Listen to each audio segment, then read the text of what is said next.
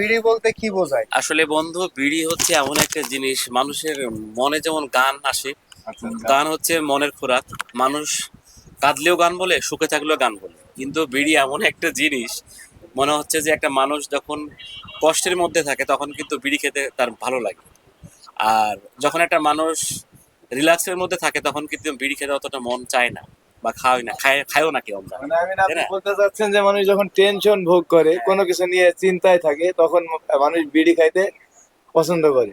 যখন মানুষ হাসি খুশি থাকে, মন তখন অতটা প্রফুল্ল মানুষ থাকে, বিড়ি তখন খেতে চায় না। আসলে বিড়ি ততটা। আসলে মানুষ বলে যে বিড়ি নাকি খেলে টেনশন মুক্ত হয়, এটা কি সত্য কথা? আসলে বিড়ি খাইলে যে টেনশন মুক্ত হয়, এই কথাতে আমি একমত না। তারপরেও কেন জানি যখন চিন্তাগুলো মাথার মধ্যে ঘুরে, তখনই যেন বিড়ি খাই।